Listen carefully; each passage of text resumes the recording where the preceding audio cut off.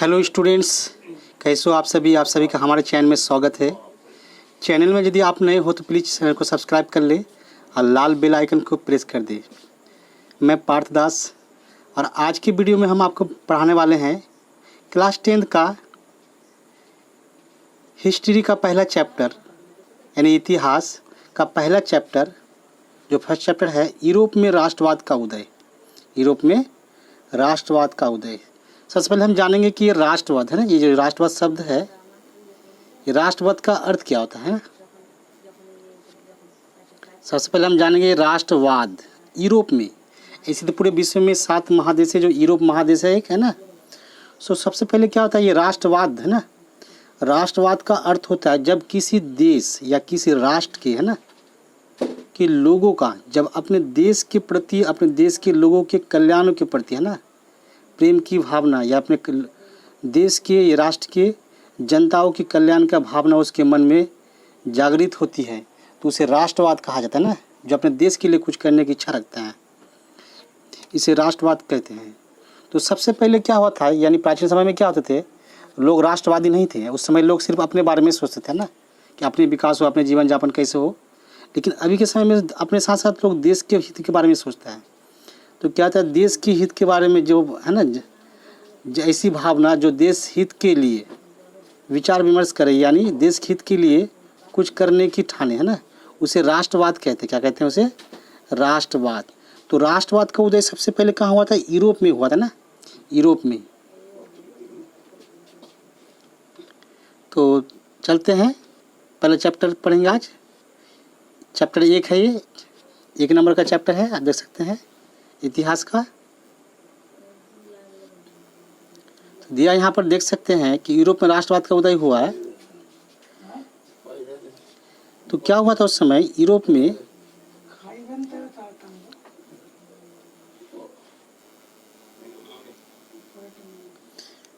तो 1800, है ना, 1848 में एक फ्रांसीसी कलाकार फ्रेडरिक सॉरू, है ना, फ्रेडरिक सॉरू ने 4 चित्रों की एक श्रृंखला बनाई, है ना। उसने 4 चित्र बनाया था, 4 चित्र बनाई। इनमें उसने सपनों का एक संसार रचा, सपनों का संसार रचा, जो उसके शब्दों में जनतांत्रिक और सामाजिक गणतंत्रों से मिलकर बना था।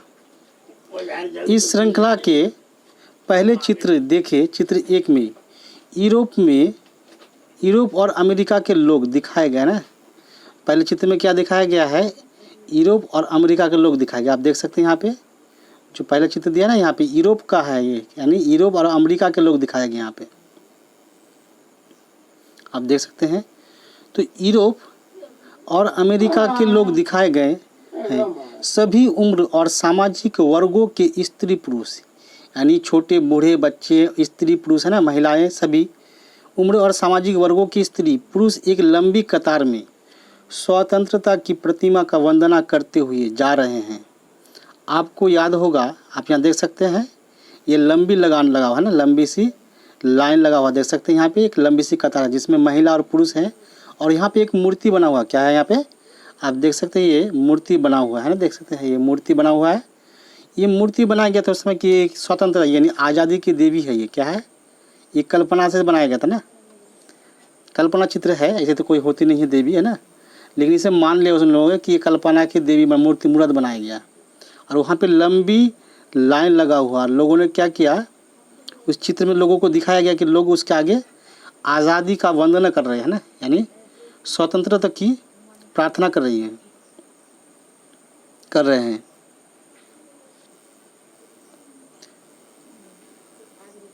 करते हुए जा रहे हैं। आपको याद होगा कि फ्रांसीसी, है ना, फ्रांसीसी क्रांति के दौरान कलाकार स्वतंत्रता को महिला का रूप प्रदान किया करते थे। यानी आज़ादी जो होता है, यानी किसी राष्ट्र को महिला का रूप दिया गया है ना। जैसे हमारे देश में भारत में क्या बोलते हैं, भारत माता, यानी उसे एक महिला का रूप दिया गया। तो जो आज़ादी होता है उसको एक महिला का रूप दिया गया। यहाँ भी आप ज्ञानोदय का मसाल को पहचान सकते हैं ना, कि उसके हाथ में एक मसाल है। मसाल का अर्थ होता है कि लोगों को यानी रोशनी दिखा रहा है ना कि तुम जागो, है ना। अपने देश के लिए जागो, देश के लिए कुछ करो, को पहचान कर सकते हैं जो उसके हाथ में, एक हाथ में है और दूसरे में मनुष्य के अधिकारों का घोषणा पत्र है, और दूसरे हाथ में क्या है, मनुष्य का घोषणा पत्र है ना। आप यहाँ देख सकते हैं दूसरे हाथ में क्या है, नीचे देख सकते हैं घोषणा पत्र, कि ये इस धरती पर सभी मनुष्य बराबर है ना, सबका अधिकार बराबर है, सबको समान रूप से जीने का अधिकार है।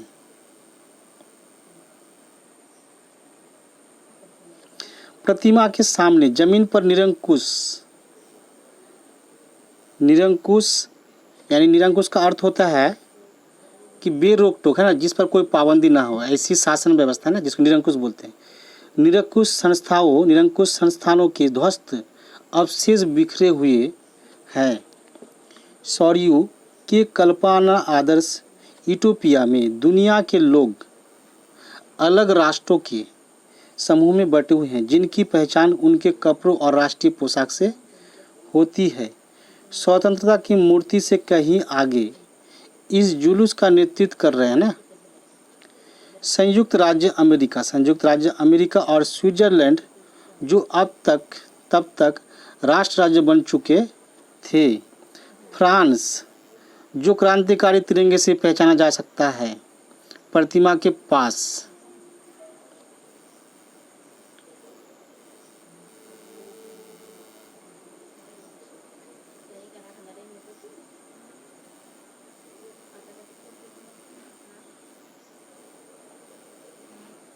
अभी पहुंचा है। उसके पीछे जर्मनी के लोग हैं जो काला, लाल और सुनहरा झंडा थामे हैं।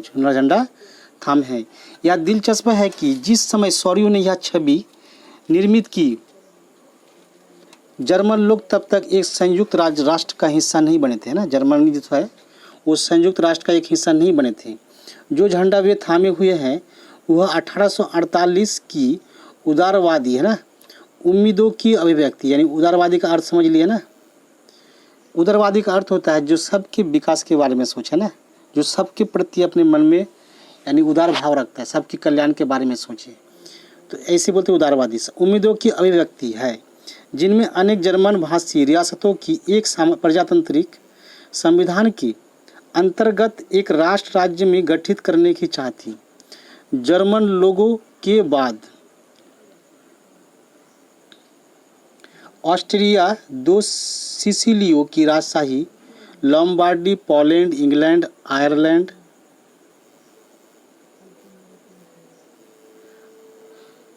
हंगरी और रूस के लोग हैं।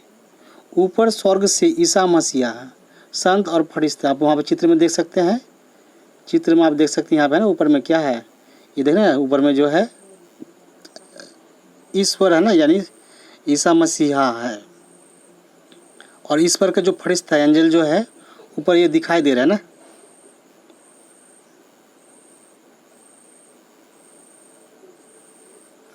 ऊपर स्वर्ग से ईसा मसीहा, संत और फरिश्ते इस दृश्य पर अपनी नज़र जमाए हुए है ना। जो नीचे लोगों की लंबी कतार लगी उस पर नज़र जमाए हुए हैं। चित्रकार ने उनका इस्तेमाल दुनिया के राष्ट्रों के बीच भाईचारे के प्रतीक के रूप में किया ना, ये भाईचारे के प्रतीक के रूप में किया। इस अध्याय में ऐसे कई विषय उठाए जाएंगे जिनकी काल्पनिक अभिव्यक्ति सौरियों ने चित्र 1 में की थी। 19वीं सदी के दौरान राष्ट्रवाद एक ऐसी ताकत बनकर उभरा जिसने यूरोप के राजनीतिक और मानसिक जगत में भारी परिवर्तन ला दिया ना। उस समय क्या होता था, उसके पहले लोगों में राष्ट्रवाद की भावना, लोग देश के बारे में नहीं सोचते, सिर्फ अपने व्यक्तिगत रूप के विकास या व्यक्तिगत सुख समृद्धि के बारे में सोचते थे ना। तो क्या हुआ, तो इन परिवर्तनों से अंततः यूरोप के बहुराष्ट्रीय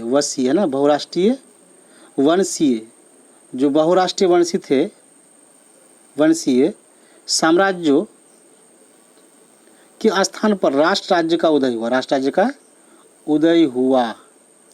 यूरोप में लंबे समय से एक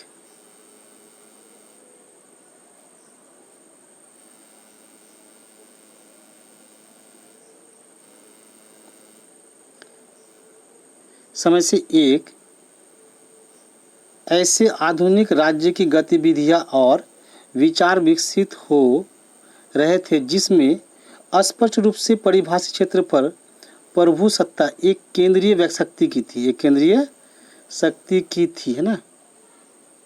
लेकिन राष्ट्र राज्य में न केवल उसके शासकों बल्कि उसके अधिकांश नागरिकों में एक साझा पहचान का भाव और साझा इतिहास या विरासत की भावना थी। साझेपन की यह भावना अनंत काल से नहीं थी, यह संघर्षों और नेताओं तथा आम लोगों की सरगर्मियों से निर्मित हुई थी। यह अध्याय उन विविध प्रक्रियाओं पर प्रकाश डालेगा जिनके तहत 19वीं सदी के यूरोप में राष्ट्र राज्य और राष्ट्रवाद अस्तित्व में आया, है ना। तो यह अध्याय से हम जानेंगे कि लोग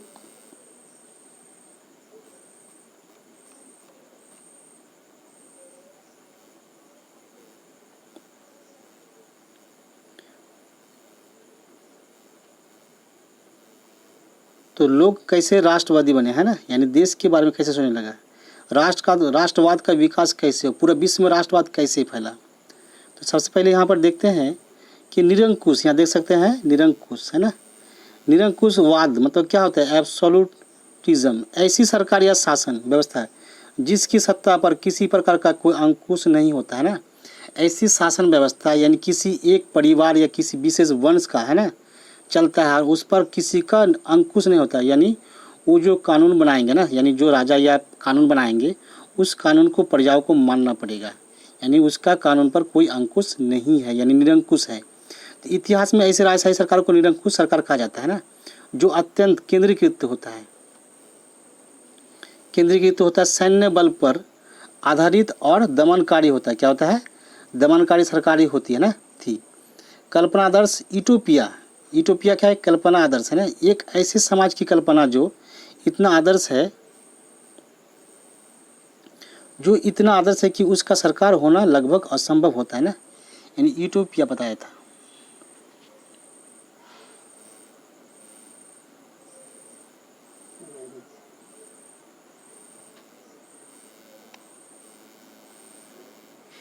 तो एक जो था दार्शनिक था अर्नस्ट रेनन, उसने बताया था कि राष्ट्र क्या है ना, राष्ट्र क्या है। फ्रांसीसी दार्शनिक अर्नस्ट रेनन 1823 से 92 तक, है ना, 1882 में सोबोन विश्वविद्यालय में एक व्याख्यान में राष्ट्र की अपनी समझ को प्रस्तुत किया था।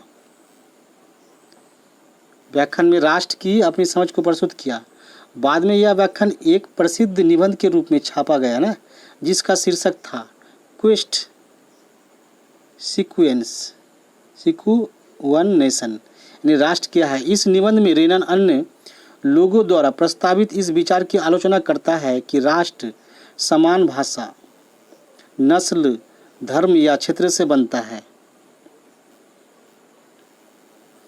एक राष्ट्र लंबे प्रयासों, त्याग और निष्ठा का चरम बिंदु होता है। शौर्य, वीरता से युक्त अतीत महान पुरुषों के नाम और गौरव यह वह सामाजिक पूंजी है जिस पर एक राष्ट्रीय विचार आधारित किया जाता है। अतीत में समान गौरव का होना, वर्तमान में एक समान इच्छा संकल्पना का होना, साथ मिलकर महान काम करना और आगे ऐसे काम और करने की इच्छा रखना, एक जनसमूह होने की यह सब जरूरी शर्तें हैं। अतः राष्ट्र एक बड़ी और व्यापक एकता है। उसका अस्तित्व रोज होने वाला जनमत संग्रह है ना, यानी जिसमें जनताओं का है ना एक संग्रह हो, यानी एक संस्था हो, है ना। प्रांत उसके निवासी है। अगर सलाह लिए जाने का किसी का अधिकार है तो वह निवासी ही है। किसी देश का विलय करने या किसी देश पर उसकी इच्छा के विरुद्ध कब्जा जमाए रखने में एक राष्ट्र की वास्तव में कोई दिलचस्पी होती नहीं है। राष्ट्रों का अस्तित्व में होना एक अच्छी बात है, बल्कि यह एक ज़रूरत भी है। उनका होना स्वतंत्रता की गारंटी है। और अगर दुनिया में केवल एक कानून और उसका केवल एक मालिक होता तो स्वतंत्रता का लोप हो जाएगा। स्वतंत्रता का यानी आज़ादी लुप्त हो जाएंगे ना, जिसका एक मालिक हो, यानी वो मनमानी शासन चलाएंगे। तो यहाँ पे क्या दिया है, राष्ट्रवाद का उदय जो पहला है ना, पहला टॉपिक है, पहला विषय है फ्रांस में, यानी क्या हुआ था फ्रांस। अब यहाँ देख सकते हैं फ्रांस क्रांति और राष्ट्र का विचार, है ना।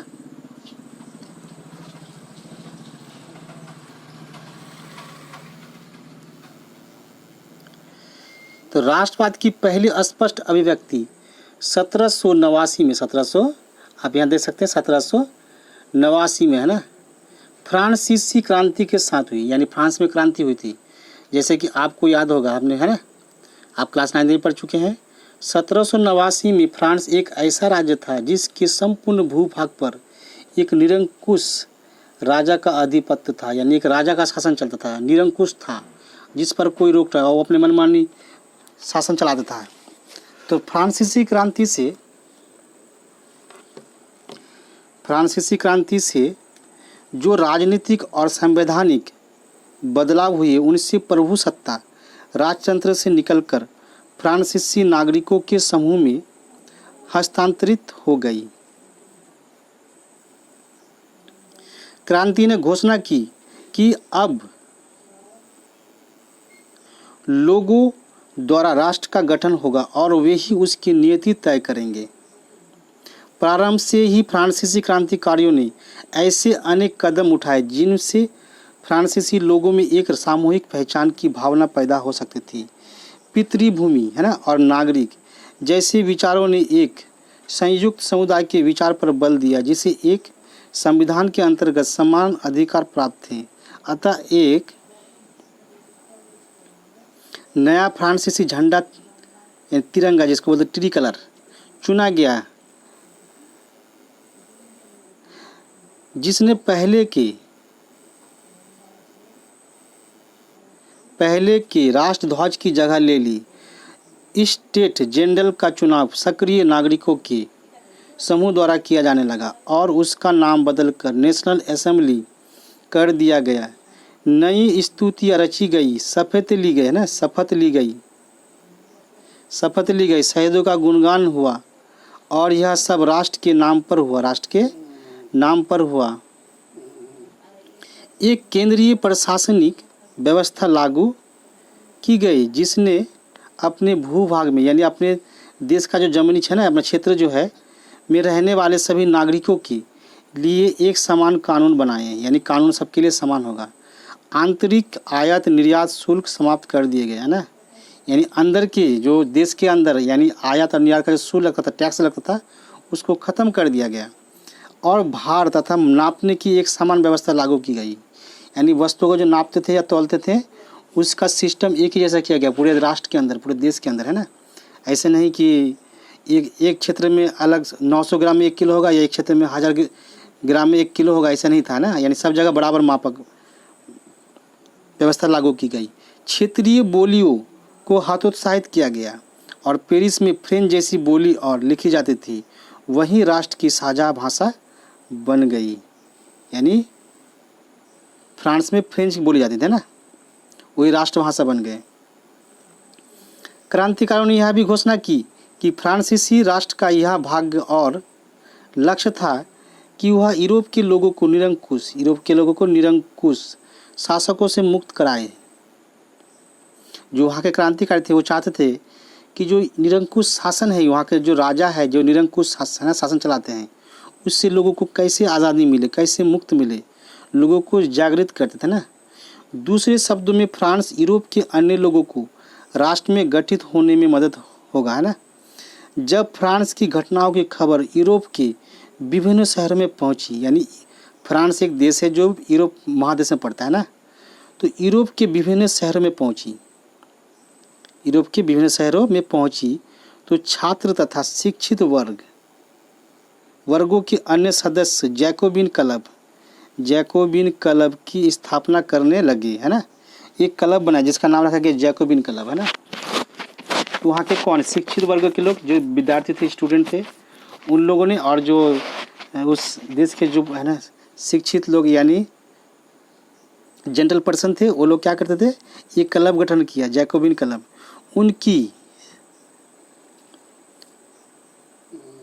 स्थापना करने लगे। उनकी गतिविधियों और अभियानों ने उन फ्रेंच सेनाओं के लिए रास्ता तैयार किया जो 1990 के दशक में 1700 के 90 के दशक में हॉलैंड, बेल्जियम, स्विट्जरलैंड और इटली के बड़े इलाकों में घुसी, है ना, क्रांतिकारी घुसी। क्रांतिकारी युद्धों के शुरू होने के साथ ही फ्रांसीसी सेनाएं राष्ट्रवाद के विचार को विदेशों में ले जाने लगे, है ना। जो फ्रांस की सेनाएं थी वो क्या क्या करने, वहाँ के जो सेना थे राजा के, उन लोगों ने भी उन क्रांतिकारियों का साथ देने लगा, है ना, और उनके विचारों के उस पूरे यूरोप में फैलाने लगे और विदेश में भी ले जाने लगे।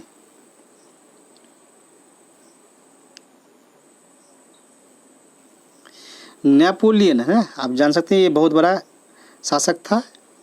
नेपोलियन के नियंत्रण में जो विशाल क्षेत्र आया वहाँ उसने ऐसे अनेक सुधारों की शुरुआत की जिन्हें फ्रांस में पहले ही आरंभ किया जा चुका था। फ्रांस में राजतंत्र वापस लाकर नेपोलियन ने निसंदेह वहाँ प्रजातंत्र को नष्ट कर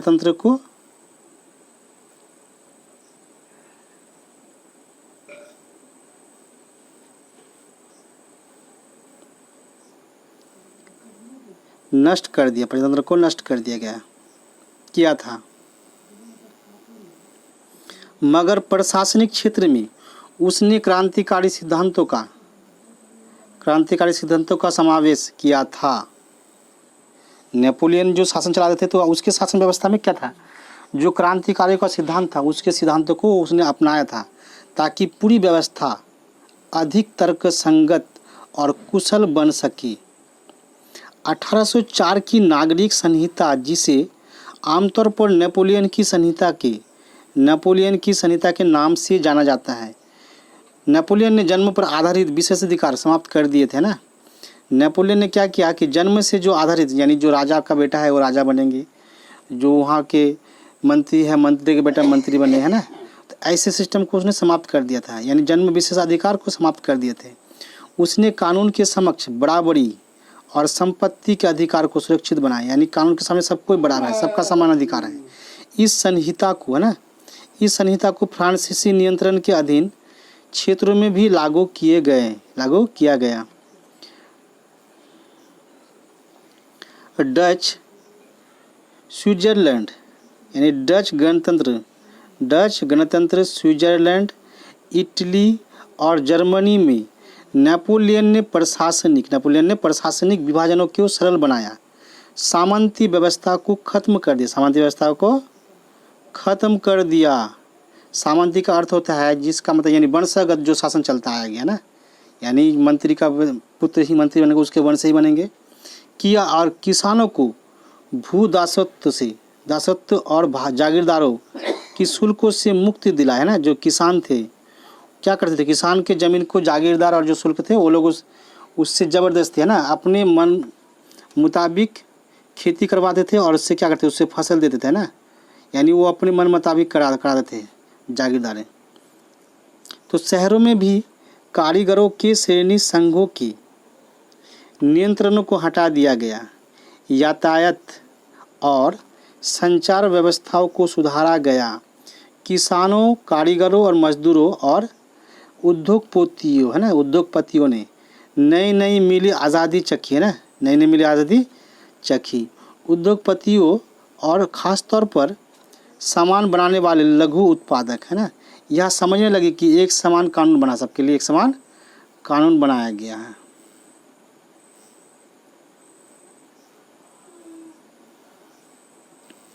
आप यहाँ पे देख सकते हैं, एक है ना, एक केंद्र में एक झंडा खड़ा किया गया है और यहाँ पे लोग एकत्रित हुए हैं। ये चित्रण दिया था जेव बेक्रेन, है ना, जर्मनी में स्वतंत्रता का वृक्ष का रोपण करता है। वहाँ पे एक चित्रण बनाया गया है कि लोग क्या आज़ादी का एक पेड़ लगाया ना, जिसमें लोग पकड़े हुए हैं एक साथ और वहाँ पे चारों तरफ से घिरे हुए हैं। जर्मन चित्रकार कार्ल कैस्पर फ्रिट्ज द्वारा बनाए गए इस रंगीन चित्र का विषय फ्रेंच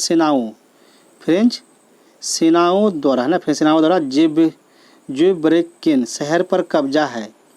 अपनी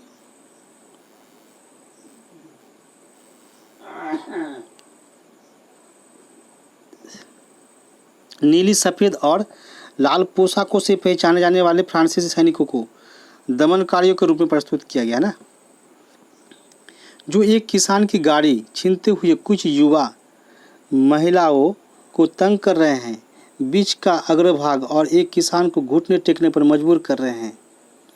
स्वतंत्रता की वृक्ष पर लगाई जा रही पट्टी पर जर्मन लिखा है, उसका अनुवाद है, हमसे आज़ादी और समानता ले लो, हमसे आज़ादी और समानता ले लो। यह मानवता का आदर्श रूप है। यह फ्रांसीसियों के इस दावे का व्यंग्य है कि वे जिन इलाकों में जाते थे वहाँ राजतंत्र का विरोध कर मुक्तिदाता बन जाते थे।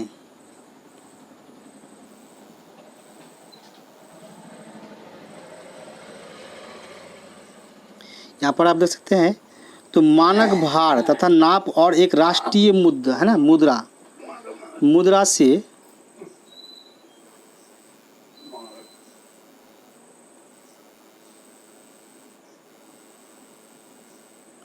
मानक भार तथा नाप और एक राष्ट्रीय मुद्रा से एक इलाके से दूसरे इलाके में वस्तु और पूंजी के आवागमन में सहूलियत होगी, लेकिन जीते हुए इलाकों में स्थानीय लोगों की फ्रांसीसी शासन के प्रति, यानी फ्रांस के सरकार ने जिस क्षेत्र को जीता था है ना, वहाँ पे शासन के प्रति मिलीजुली प्रतिक्रियाएं थी, यानी वहाँ के जो पब्लिक थे उससे मिले-जुले उससे राय ली जाती थी है ना।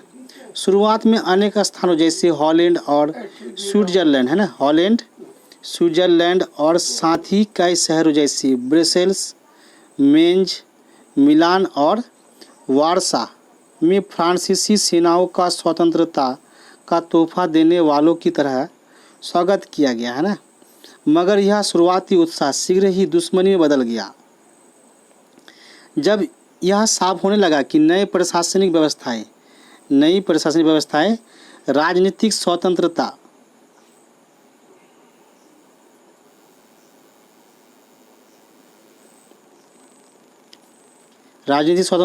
के अनुरूप नहीं थी। बढ़े हुए कर टैक्स को बढ़ा दिया गया था। सेंसरशिप और बाकी यूरोप को जीतने के लिए फ्रेंच सेना में जबरन भर्ती से हो रहे नुकसान प्रशासनिक परिवर्तनों से मिले फायदों से कहीं ज़्यादा नजर आने लगे। यहाँ पे एक चित्र दिया गया है कि इंग्लैंड का डाकिया है ना, जो इंग्लैंड थे वहाँ का डाकिया लाइप्जिग से आते हुए सब कुछ गवा देता है ना। यहाँ नेपोलियन को 1813 में लाइप्जिग की लड़ाई हारकर फ्रांस लौटते हुए डाकिये के रूप में दर्शाया गया। ये जो है ना, ये क्या है, ये नेपोलियन एक बहुत बड़ा शासक था। आप देख सकते हैं नेपोलियन पहले क्या था, वो कि सेना का है ना, सेना का एक सेनापति था, फ्रांस के सेना का एक सेनापति था। और सबसे पहले वो क्या था, एक डाकिया का काम करता था। वहाँ के जो समाचार खबर को क्या करते, पहुँचाते थे।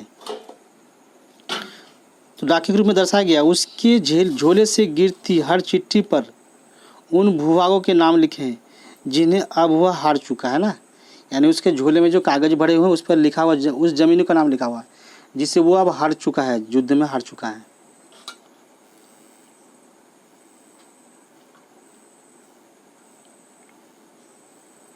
अब यह दूसरा भाग, राष्ट्रवाद उदय का दूसरा भाग क्या है, यूरोप में राष्ट्रवाद का निर्माण। यूरोप में राष्ट्रवाद का निर्माण कैसे हुआ है ना।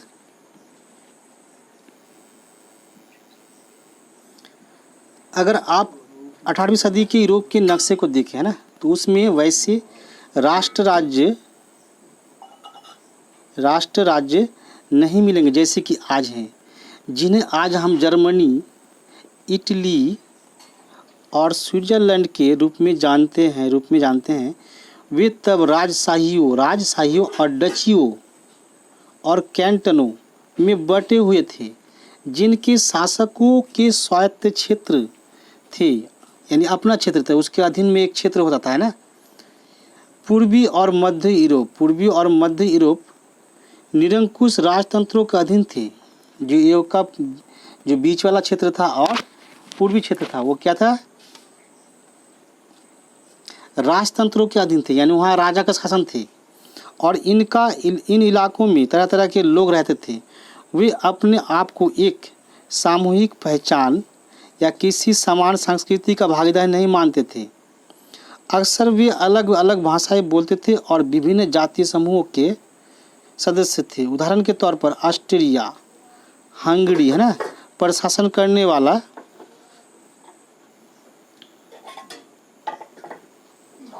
सदस्य थे। उदाहरण के तौर पर ऑस्ट्रिया हंगरी पर शासन करने वाला हैब्सबर्ग साम्राज्य कई अलग अलग क्षेत्र और जनसमूह में को जोड़कर बना था, है ना।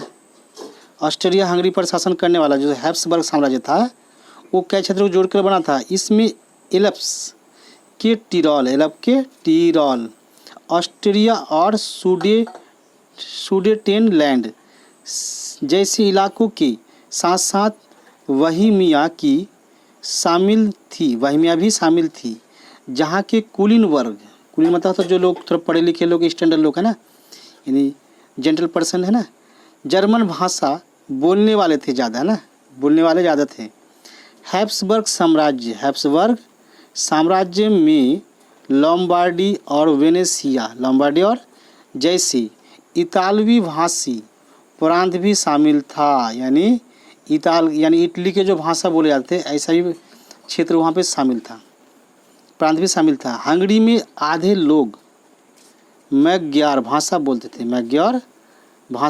हंगरी में कौन सी भाषा बोले जाते हैं? मैग्यार भाषा बोलते थे, जबकि बाकी लोग विभिन्न बोलियां इसका इस्तेमाल करते थे। गालिसिया में कुलीन वर्ग पोलिश भाषा बोलता था। इन प्रभावशाली समूह के अलावा हब्सबर्ग साम्राज्य की सीमा रेखाओं के भीतर भारी संख्या में खेती करने वाले लोग अधीन अवस्था में रहते थे, जैसे उत्तर में बोहेमियन और स्लोवाक, कार्निओला में स्लोवेन्स, दक्षिण में क्रोएट तथा पूर्व की तरफ ट्रांसिल्वेनिया में रहने वाले रोमन लोग। ऐसा फर्क राजनीतिक एकता को आसानी से बढ़ावा देने वाला नहीं था। इन तरह तरह के समूह को आपस में बांधने वाला तत्व केवल सम्राट के प्रति सबकी निष्ठा थी। राष्ट्रवाद और राष्ट्र राज्य का विचार कैसे उभरा? अब हम जानेंगे कि राष्ट्रवाद, है ना, आप बताए थे पहले कि राष्ट्रवाद और राष्ट्र राज्य का विचार लोगों के विचार में, मन में कैसे आया। तो जो पढ़े लिखे यानी भद्र लोग थे, जो ना, जो नेक इंसान थे, नेक लोग थे, यानी कुलीन वर्ग, आप समझ सकते हैं। कुलीन का अर्थ होता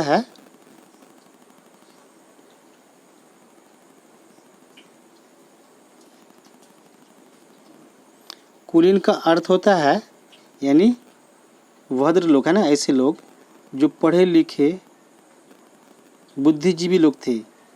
और नया मध्य वर्ग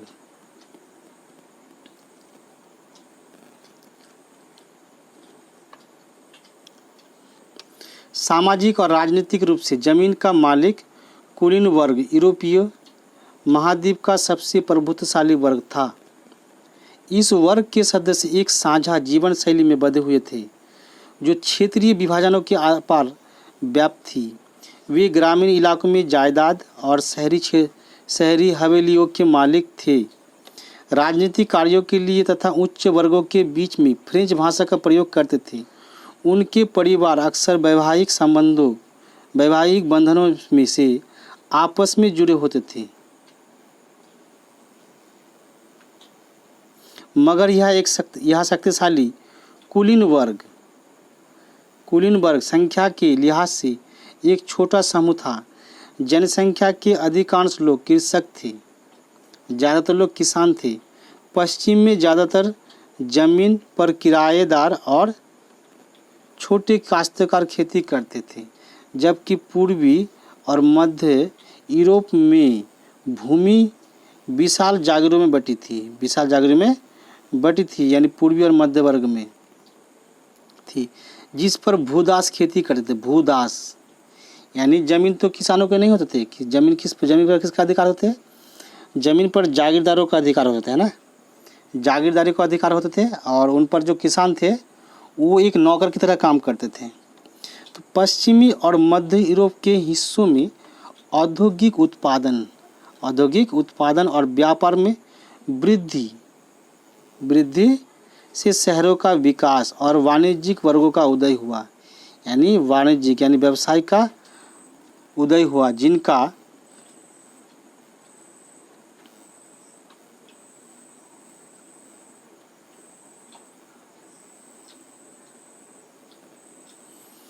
अस्तित्व बाजार के लिए उत्पादन पर टिका है।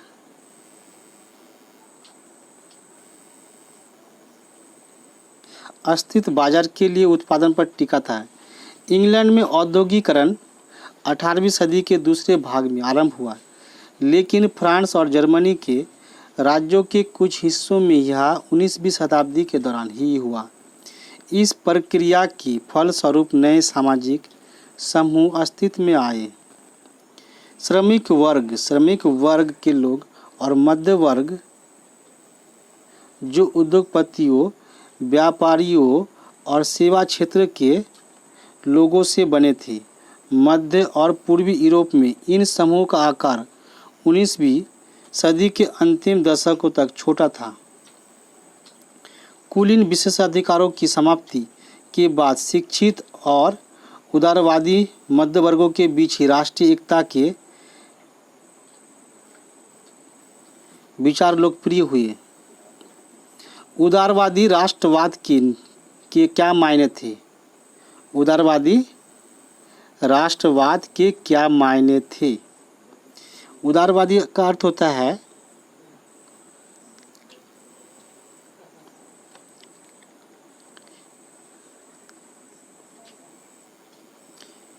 यूरोप में 19वीं सदी के शुरुआती दशकों में राष्ट्रीय एकता से संबंधित विचार उदारवाद से करीब से जुड़े थे। उदारवाद यानी शब्द का अर्थ होता है जिसके है ना जो लोगों के कल्याण के बारे में सोचता है, सभी धर्म, सभी जाति, समुदाय को है ना, यानी समान सम्मान देते हैं, समान इज्जत देते हैं, सबके लिए बराबर कानून मानते हैं। शब्द लातिन भाषा की मूल लाइबर पर आधारित है, जिसका अर्थ है आज़ाद। नए मध्य वर्गों के लिए उदारवाद का मतलब था व्यक्ति के लिए आज़ादी और कानून के समक्ष सबकी बराबरी, कानून के समक्ष सबकी बराबरी। राजनीतिक रूप से उदारवाद एक ऐसी सरकार पर जोर देता था जो सहमति से बनी हो। फ्रांसीसी क्रांति के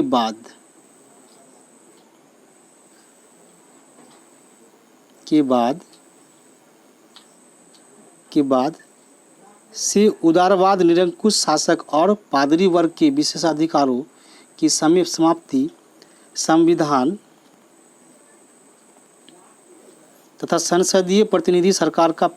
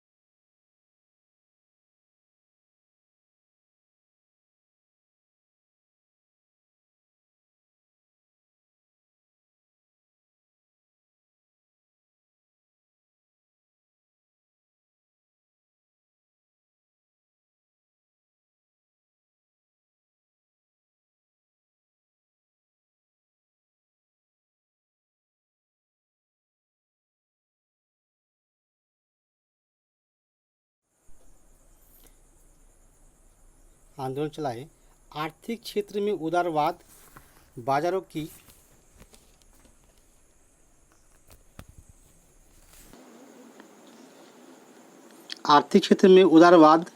बाजारों की मुक्ति और चीज़ों तथा पूंजी के आवागमन पर राज्य द्वारा लगाए गए नियंत्रण को खत्म करने के पक्ष में था।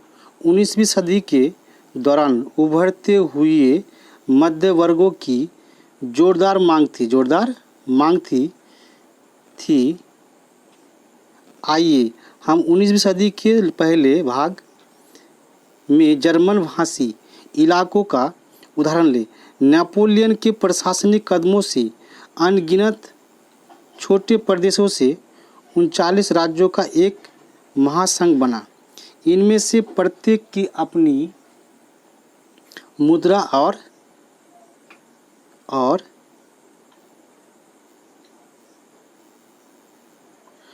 नापतोल प्रणाली थी।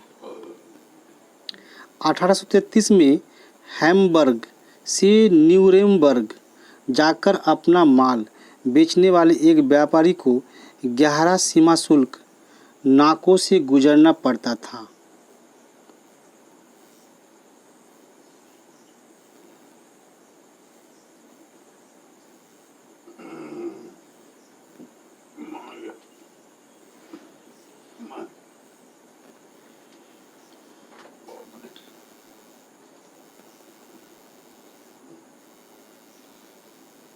और हर बार लगभग 5% सीमा शुल्क देना पड़ता था। शुल्क अक्सर वस्तुओं का वजन या आकार के अनुसार लगाए जाते थे। चूँकि हर क्षेत्र की अपनी नापतोल व्यवस्था थी, अतः हिसाब लगाने में समय लगता था। मसलन कपड़े को नापने का पैमाना एले तथा था, जिसकी लंबाई जगह बदलने के साथ घटती बढ़ती थी। अगर एक एल कपड़ा फ्रैंकफर्ट में खरीदा जाता था तो 54.7 सेंटीमीटर मिलता, मेंज में 55.1 सेंटीमीटर, न्यूरेमबर्ग में 65.6 सेंटीमीटर और फ्राइबर्ग में 53.5 सेंटीमीटर मिलता था।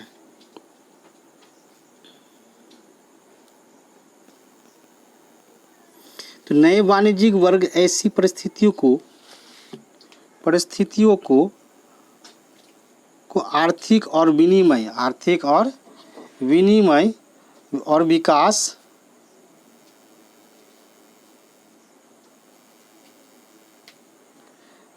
में बाधक मानते हुए एक ऐसे एकीकृत आर्थिक क्षेत्र के निर्माण के पक्ष में तर्क दे रहा था, जहां वस्तुओं, लोग और पूंजी का आवागमन बाधित हो।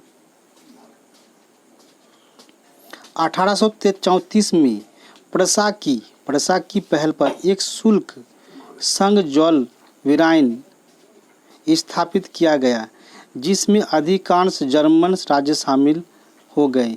इस संघ ने शुल्क अवरोधों को समाप्त कर दिया और मुद्राओं की संख्या 2 कर दी, जो उससे पहले 30 से ऊपर थी। इसके अलावा रेलवे के जाल ने गतिशीलता बढ़ाई और आर्थिक हितों को राष्ट्रीय एकीकरण का सहायक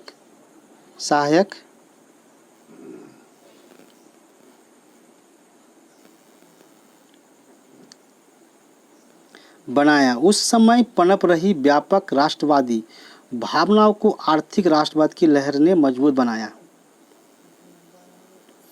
1815 के बाद एक नया रूढ़िवाद, आप समझ सकते हैं रूढ़िवाद का अर्थ होता है ना, जो जात पात धर्म मानने वाले लोग हैं उसे रूढ़िवादी कहते हैं ना। रूढ़िवादी विचारधारा के लोग जो जात छुआछूत मानते थे उसे रूढ़िवादी कहते हैं। तो 1815 में नेपोलियन की हार के बाद यूरोपीय सरकारें रूढ़िवाद की भावना से प्रेरित थी ना, रूढ़िवादी मानते थे कि राज्य और समाज की स्थापित पारंपरिक संस्थाएं जैसे राजतंत्र, चर्च, सामाजिक ऊंच नीच, संपत्ति और परिवार को बनाए रखना चाहिए। फिर भी अधिकतर रूढ़िवादी लोग क्रांति से पहले के दौर में वापसी नहीं चाहते थे, कि क्रांति के पहले जैसे लोग थे ना, शासन व्यवस्था थी, उस तरह का शासन व्यवस्था नहीं चाहते थे। नेपोलियन द्वारा शुरू किए गए परिवर्तनों से उन्होंने यह जान लिया था कि आधुनिकीकरण राजतंत्र जैसी पारंपरिक संस्थाओं को मजबूत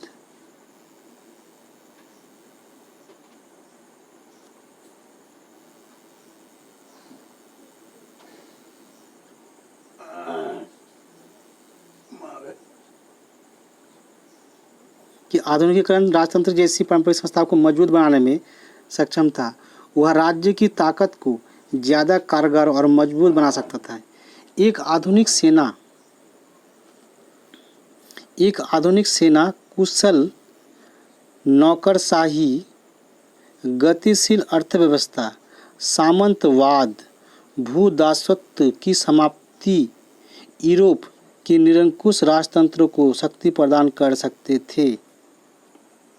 यदि ये सब चीज़ें समाप्त कर दी जाती थी तो वहाँ का जो निरंकुश शासक है यानी राजतंत्र, उसको बढ़ावा मिलता है, यानी उसे एक ताकत मिल जाता है। 1815 में ब्रिटेन, रूस, प्रसा और ऑस्ट्रिया जैसी यूरोपीय शक्तियों जिन्होंने मिलकर नेपोलियन को हराया था के प्रतिनिधि यूरोप के लिए एक समझौता तैयार करने के लिए वियना में मिले। इस सम्मेलन की मेजबानी ऑस्ट्रिया के चांसलर ड्यूक मेटरनिक ने की। इसमें प्रतिनिधियों ने 1815 की वियना संधि तैयार की, जिसका उद्देश्य उन कई सारे बदलाव को खत्म करना था जो नेपोलियाई युद्धों के दौरान हुए थे। फ्रांसीसी क्रांति के दौरान हटाए गए बुर्बो वंश को सत्ता में बहाल किया गया और फ्रांस ने उन इलाकों को खो दिया जिन पर कब्जा उसने नेपोलियन के अधीन किया था। फ्रांस की सीमाओं पर कई राज्य कायम कर दिए गए ताकि भविष्य में फ्रांस विस्तार न कर सके। अतः उत्तर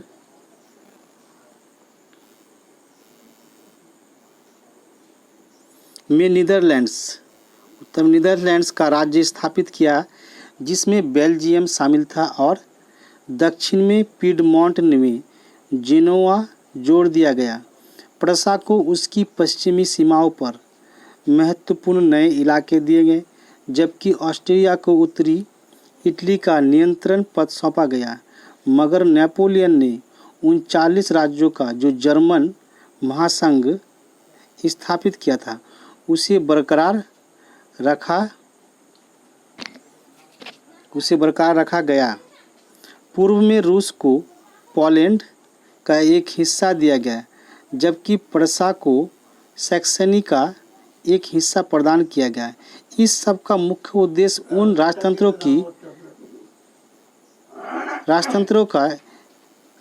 की बहाली था जिन्हें नेपोलियन ने बर्खास्त कर दिया था। साथ ही यूरोप में एक नई रूढ़िवादी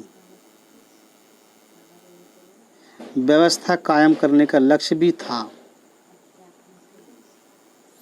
1815 में स्थापित रूढ़िवादी शासन व्यवस्था निरंकुश थी। वे आलोचना और असहमति बर्दाश्त नहीं करती थी, और उन्होंने यानी जब भी सरकार की आलोचना की जाती, निंदा की जाती थी, तो सरकार क्या करते, उसको बर्दाश्त नहीं करते थे या उस पर कोई सुधार नहीं करते थे। उन्होंने उन गतिविधियों को दबाना चाहा जो निरंकुश सरकारों की वैधता पर सवाल उठाते थी।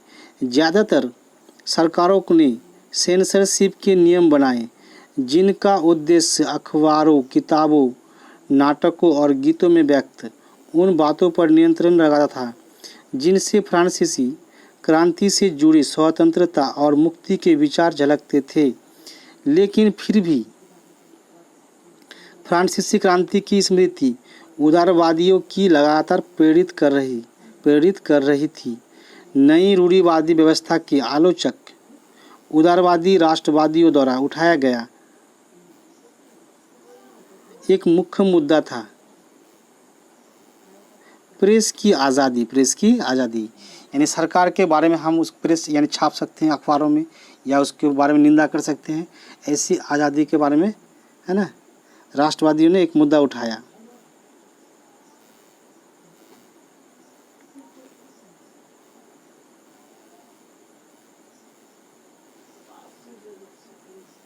आप यहाँ पर देख सकते हैं एक चित्र दिया गया है जहाँ पे लोग बैठ के मशवरा कर रहे हैं ना। जो चिंतकों का क्लब यानी 1820 के आसपास बनाया गया एक अनाम व्यंग्य चित्र था, है ना, एक मजाक चित्र बना गया। बाएं तरफ की पट्टे पर लिखा, आज की बैठक का सबसे महत्वपूर्ण प्रश्न है, हम कब तक सोचने दिया जाएगा। दाएं तरफ बोर्ड पर क्लब के नियमों की सूची है जिनमें निम्नलिखित शामिल है। इसे पढ़े लिखे समाज का पहला नियम है खामोशी। पढ़े लिखे समाज का पहला नियम क्या? खामोशी। यानी पढ़े लिखे हो तो चुपचाप शांत हो जाओ, यानी शांत बने रखो। ऐसी किसी स्थिति से बचने के लिए जब इस क्लब का कोई सदस्य बोलने के लोभ का शिकार हो जाए तो सदस्य को प्रवेश करने पर मुंह बंद रखने वाले मोहरे बांटे जाएगी। एक व्यंग्य था, है ना, एक मजाक दिया था।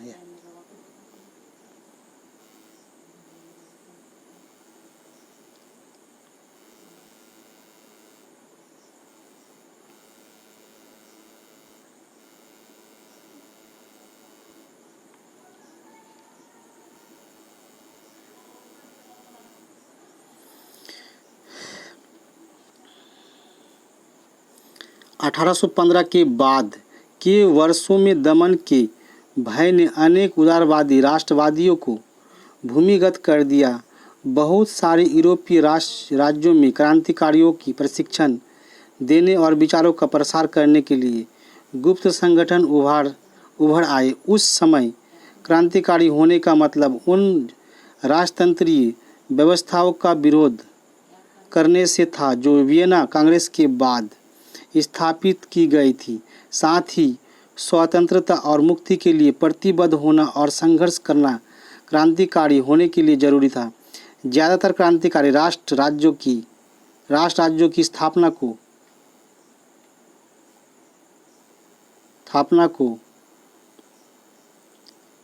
आज़ादी के इस संघर्ष का अनिवार्य हिस्सा मानते थे। ऐसा ही वह व्यक्ति था इटली का एक क्रांतिकारी था, जिउसेप्पी मैत्सेनी, है ना। बहुत सारे एग्जाम में इसके बारे में पूछे जाते हैं। उनका जन्म 1807 में जिनेवा में हुआ था और वह कार्बोनरी के गुप्त संगठन का सदस्य बन गया। 24 साल की युवावस्था में लिगुरिया में क्रांति करने के लिए उसे बहिष्कृत कर दिया गया। तत्पश्चात उसने 2 और भूमिगत संगठनों की स्थापना की। पहला था मार्सेई में यंग इटली और दूसरा बर्न में यंग यूरोप, जिसके सदस्य पोलैंड, फ्रांस, इटली, जर्मन में समान विचार रखने वाले युवा। मैत्सेनी का विश्वास था कि ईश्वर की मर्जी के अनुसार राष्ट्र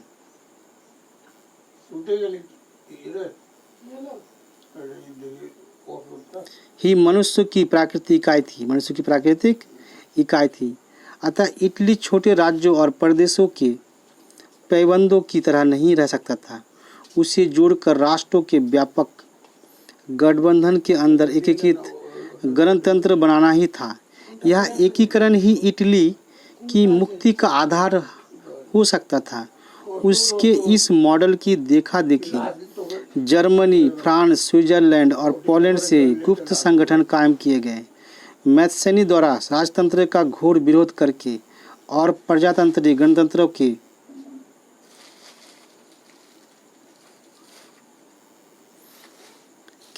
अपने स्वप्न से मैत्सेनी ने रूढ़िवादियों को हरा दिया। रूढ़िवादी विचारधारा के लोगों को उन्होंने हरा दिया। मैटरनिक ने उसे हमारी सामाजिक व्यवस्था का सबसे खतरनाक दुश्मन बताया था।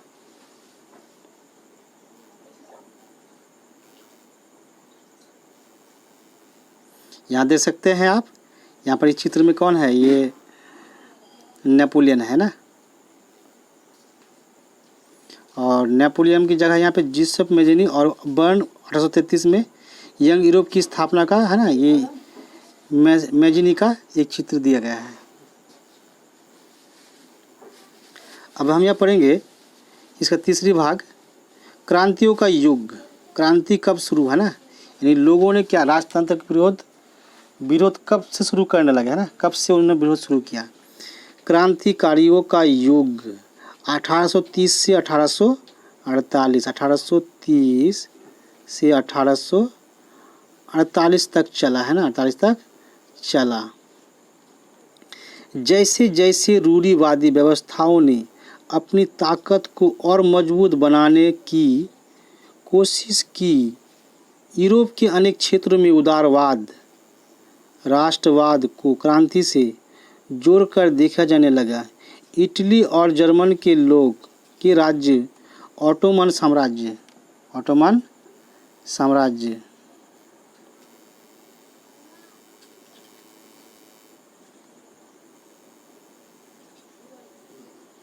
साम्राज्य के सूबे आयरलैंड और पोलैंड ऐसे ही कुछ क्षेत्र थे।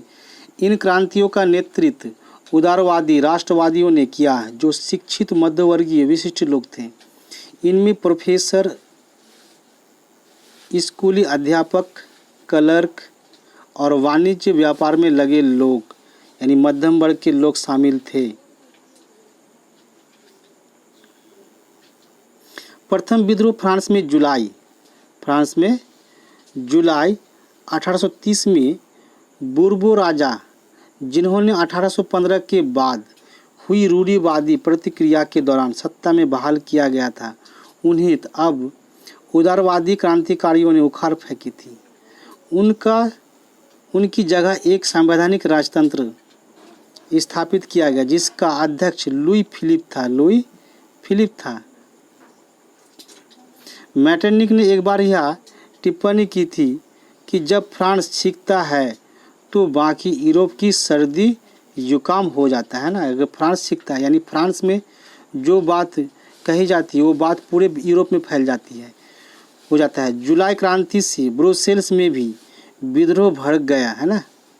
जो ब्रसेल्स एक राज्य था, वहाँ पर भी लोग यानी पब्लिक ने क्या किया, विद्रोह कर दिया राजा के खिलाफ। वहाँ के जो शासक थे उसके खिलाफ भड़क गए, जिसके फलस्वरूप United kingdom of the Netherlands से अलग हो गया। एक घटना जिसने पूरे यूरोप के शिक्षित अभिजात वर्ग में राष्ट्रीय भावनाओं का संचार किया, वह थी यूनान का स्वतंत्रता संग्राम। 15वीं सदी से यूनान ऑटोमन साम्राज्य का हिस्सा था।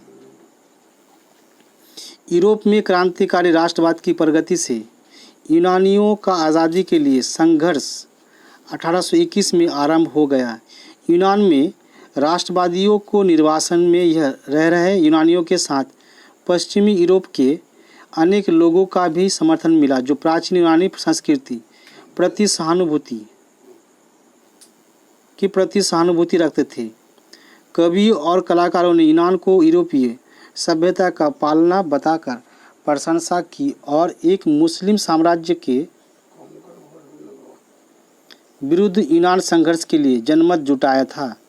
तो अंग्रेज कवि लॉर्ड बायरन ने धन इकट्ठा किया और बाद में युद्ध में लड़ने भी गए थे, जहां 1824 में बुखार से उनकी मृत्यु हो गई। 1832 की कुस्तुनतुनिया की संधि ने यूनान को एक स्वतंत्र राष्ट्र की मान्यता दी।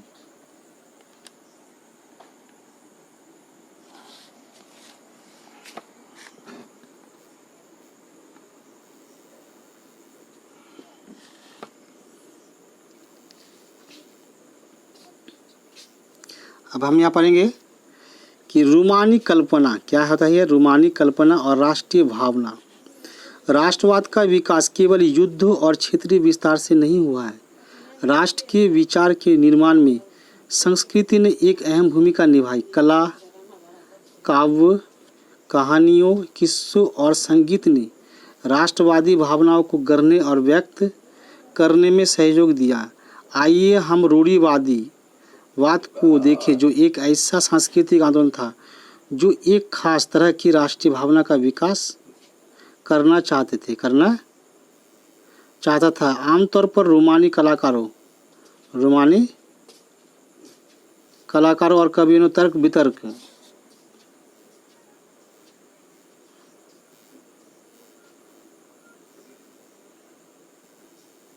यहाँ देख सकते हैं, एक कवि सम्मेलन है और विज्ञान की महिमा मंडन की आलोचना की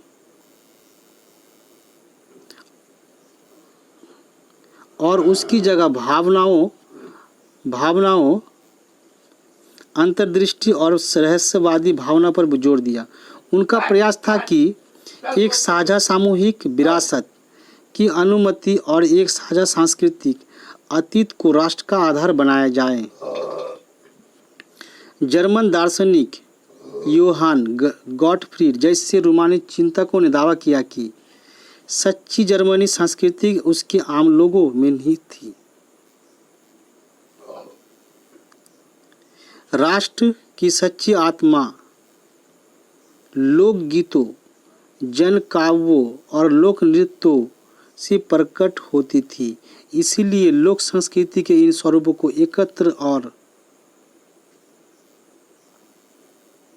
अंकित करना राष्ट्र के निर्माण की परियोजना के लिए आवश्यक था।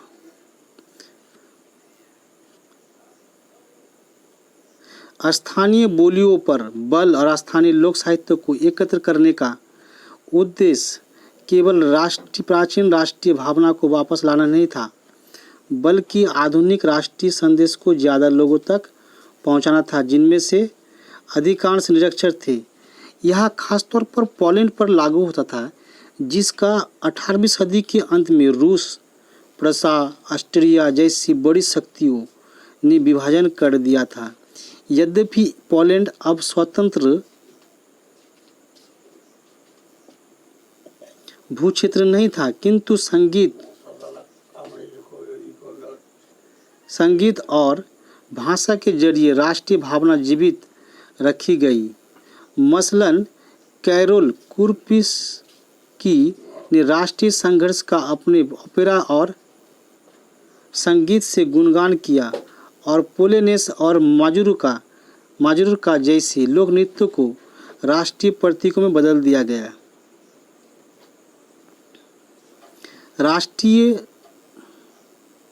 राष्ट्र भाषा ने भी राष्ट्रीय भावनाओं के विकास में एक महत्वपूर्ण भूमिका निभाई। रूसी कब्जे के बाद पोलिश भाषा को स्कूलों से बलपूर्वक हटाकर रूसी भाषा को हर जगह जबरन लादा गया। 1831 में रूस के विरुद्ध एक सशस्त्र विद्रोह हुआ, जिसे आखिरकार कुचल दिया गया। इसके अनेक सदस्यों ने राष्ट्रवादी विरोध के लिए भाषा को एक हथियार बनाया। चर्च के आयोजनों और संपूर्ण धार्मिक शिक्षा में पोलिश का इस्तेमाल हुआ। इसका नतीजा यह हुआ कि बड़ी संख्या में पादरियों और बिशपों को जेल में डाल दिया गया।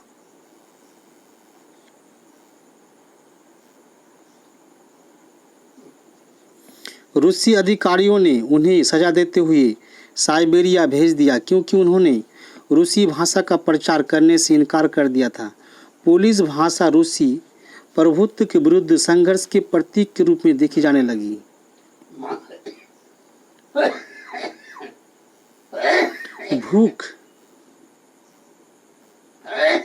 भूख, कठिनाइयाँ और जन विद्रोह।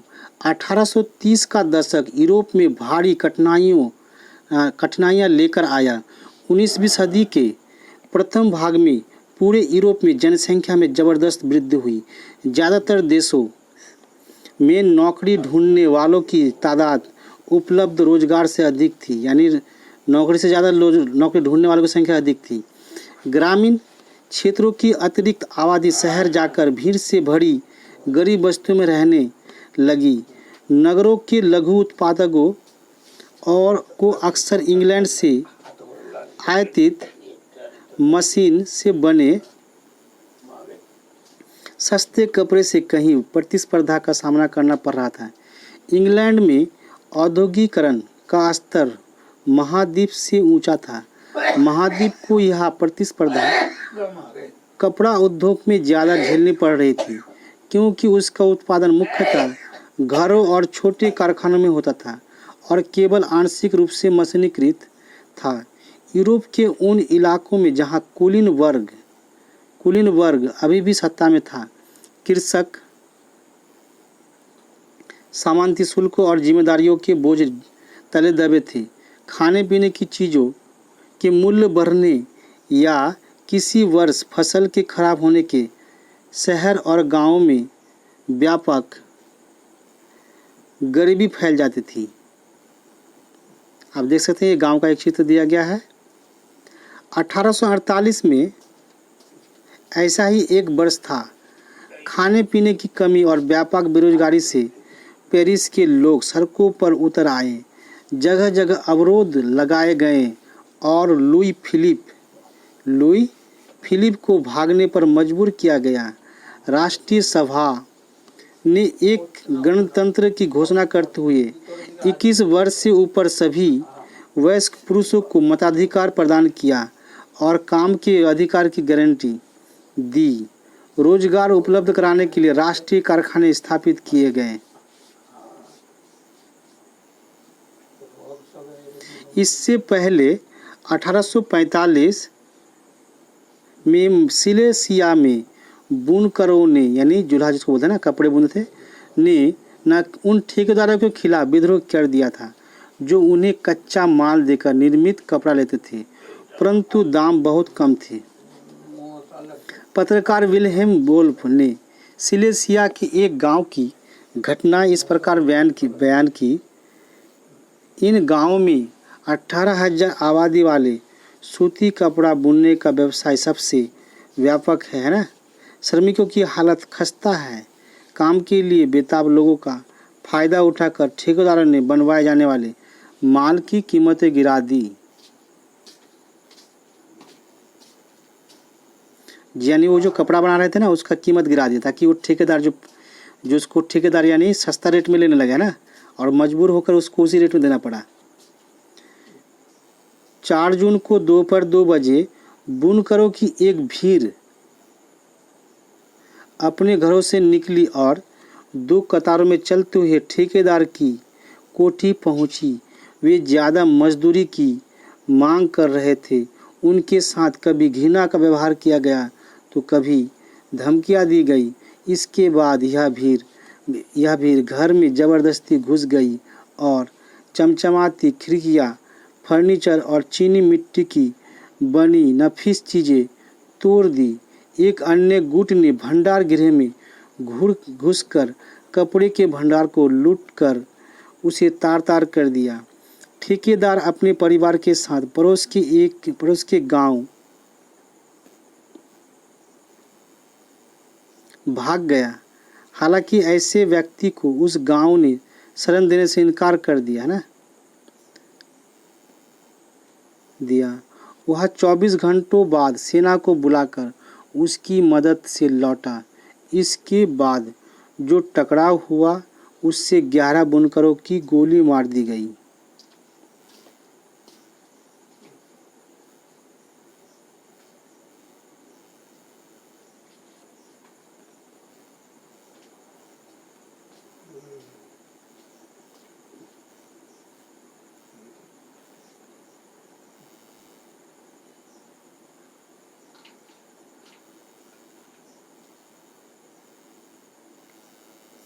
अब यहाँ देखेंगे उदारवादियों की क्रांति। उदारवादियों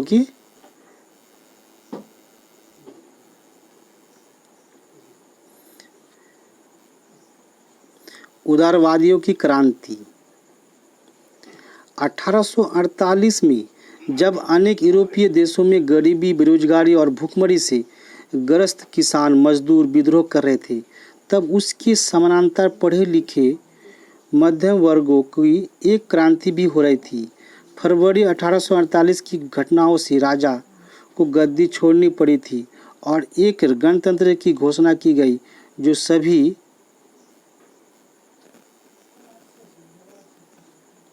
पुरुषों के सार्वत्रिक मताधिकार पर आधारित था। यूरोप के अन्य भागों में जहां अभी तक स्वतंत्र राष्ट्र राज्य अस्तित्व में नहीं आए थे, जैसे Germany, Italy, Poland, osteo Hungarian साम्राज्य, वहाँ के उदारवादी मध्यवर्गों के स्त्री पुरुषों ने संविधान की मांग को राष्ट्रीय एकीकरण की मांग से जोड़ दिया गया। उन्होंने बढ़ते जन असंतोष का फायदा उठाया और एक राष्ट्र राज्य के निर्माण की मांग को आगे बढ़ाया। यह राष्ट्र राज्य संविधान, प्रेस की स्वतंत्रता और संगठन बनाने की आज़ादी जैसी संसदीय सिद्धांतों पर आधारित था। जर्मन इलाकों में बड़ी संख्या में राजनीतिक संगठनों ने फ्रैंकफर्ट शहर में मिलकर एक सर्वे जर्मन नेशनल असेंबली के पक्ष में मतदान का फैसला लिया। 18 मई 1848 को 831 निर्वाचित प्रतिनिधियों ने एक सजे धजे जुलूस में जाकर फ्रैंकफर्ट संसद में अपना स्थान ग्रहण किया। यह संसद सेंट पॉल चर्च में आयोजित हुई। उन्होंने एक जर्मन राष्ट्र के लिए एक संविधान का प्रारूप तैयार किया। इस राष्ट्र की अध्यक्षता एक ऐसे राजा को सौंपी गई जिसे संसद के अधीन रहना था। जब प्रतिनिधियों ने प्रशा के राजा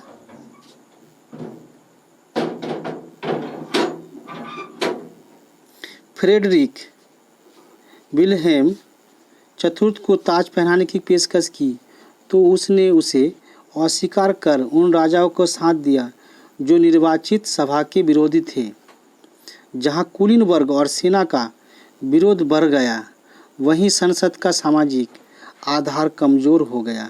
संसद में मध्य वर्गों का प्रभाव अधिक था, जिन्होंने मजदूरों और कारीगरों की मांगों का विरोध किया, जिससे वे उनका समर्थन खो बैठे। अंत में सैनिकों को बुलाया गया और असेंबली में भंग होने पर मजबूर हुई।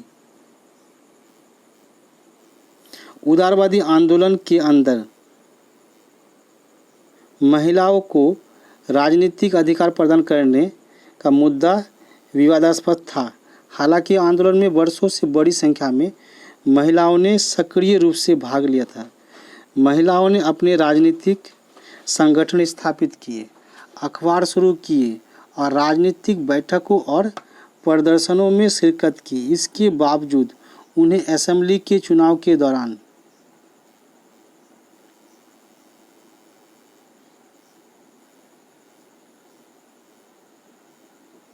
मताधिकार से वंचित रखा गया था।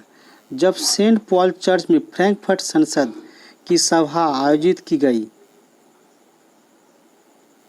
थी, तब महिलाओं को केवल प्रेक्षकों की हैसियत से दर्शक दीर्घा में खड़े होने दिया गया।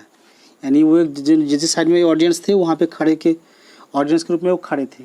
हालांकि रूढ़िवादी ताकतें 1848 में उदारवादी आंदोलनों को दबा पाने में कामयाब हुई, किंतु वे पुरानी व्यवस्था बहाल नहीं कर पाई। राजाओं की यह समझ से में आना शुरू हो गया था कि उदारवादी राष्ट्रवादी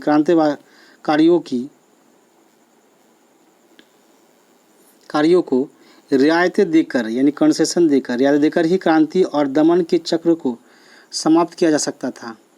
अतः 1848 के बाद के वर्षों में मध्य और पूर्वी यूरोप की निरंकुश राजशाहियों ने उन परिवर्तनों को आरंभ किया जो पश्चिमी यूरोप में 1815 से पहले हो चुके थे। इस प्रकार हैब्सबर्ग अधिकार वाले क्षेत्रों और रूस में भूदासत्व और बंधुआ मजदूरी समाप्त कर दी गई। हैब्सबर्ग शासकों ने हंगरी के लोगों को ज़्यादा स्वायत्तता प्रदान की। हालांकि इससे निरंकुश मैग्यारों के प्रभुत्व का रास्ता ही साफ हो गया।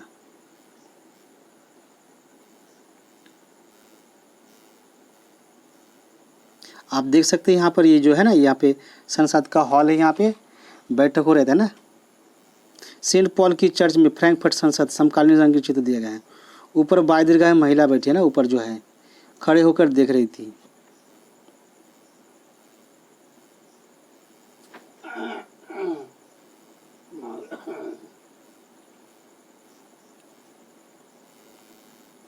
यहाँ पर हम देखेंगे स्वतंत्रता और समानता का महिलाओं के लिए क्या अर्थ था, है ना, एक सवाल है। उदारवादी राजनीतिक